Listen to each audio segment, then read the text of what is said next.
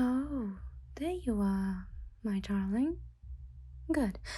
Well, good, something. Time really doesn't matter here. Nothing really matters here. Except for our love, of course. Oh, sorry, I'm being rude. I'm sure you want to see your future fiancé. No, don't scream. No, don't scream. I know. I look strange right now, but hang on, I can change to your liking. Let's see, something pretty. There, there. Are you soothed, my darling? Good. I'm sorry that I scared you.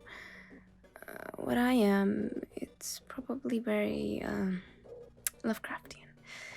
I was not born with a name, but I like to call myself Vic, short for Invictus. Yes, like the poem, I quite like poetry. Beyond this place of wrath and tears looms but the horror of the shade. That is me, the horror of the shade, and I have found you, but afraid. Where are we? We are within me, my darling. Do you not recall how you got here?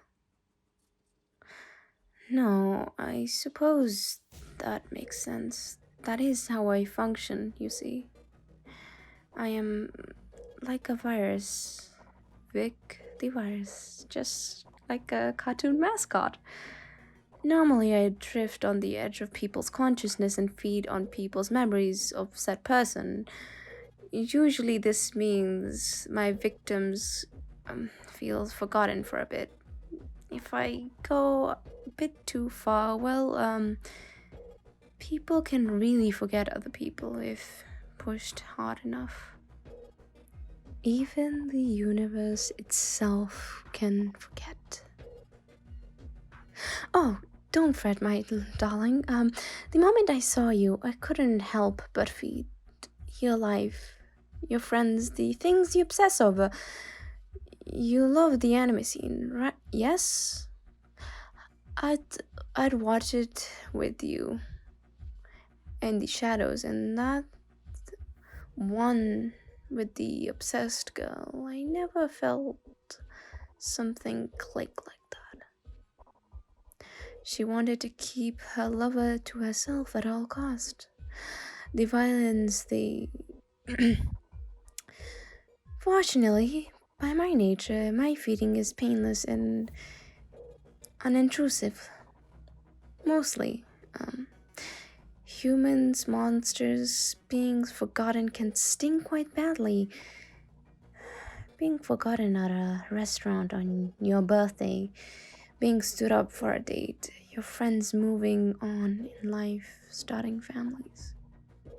Oh, sweetheart, that will never, ever happen. We are bound here together. How did I do it? Well, I lingered close to you, first eating any memories of your family that you had. You called, and they insisted they didn't have a second child.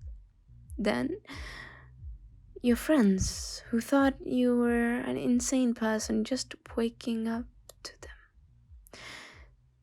The psychiatric ward was harder. Lots and lots of people had to forget you before finally got frustrated and walked out. Even animals won't acknowledge you anymore. The tiniest of mosquitoes would be startled to bump into you. Oh dear, then your job. Another difficult task, so much paperwork.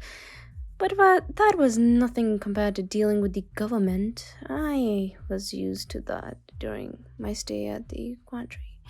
The memories there are very painful. I enjoyed making those poor creatures forget their pain. But made the guards mad because they couldn't answer any questions anymore. Sometimes the guards shot them. I didn't like that. I made them forget they had wives and husbands at home. That was when Mr. Ambrose decided I shouldn't live, so I left.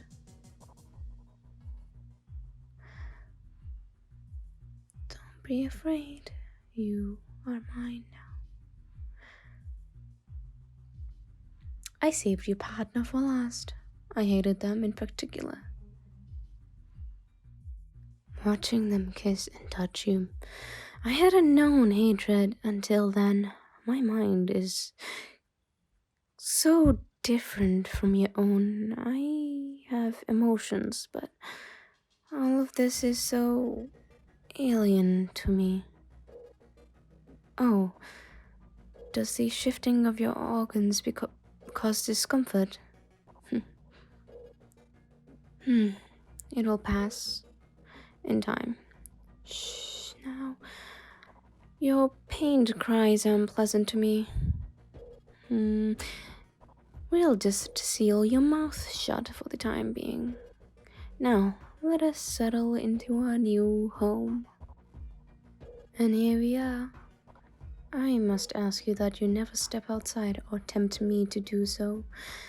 What lies beyond would render your mind in madness. You would become a drooling, irrecoverable mess, so we cannot have that. What we can have is spend an eternity together. Now, if you struggle, you might hurt yourself.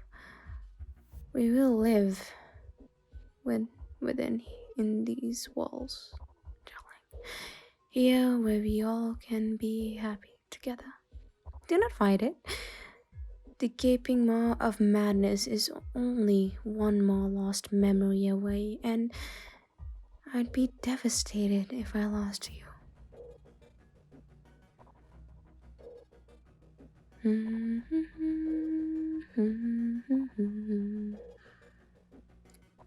It matters not how straight the gate, how changed the punishment is rule.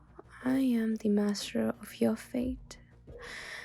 I am the captain of your soul.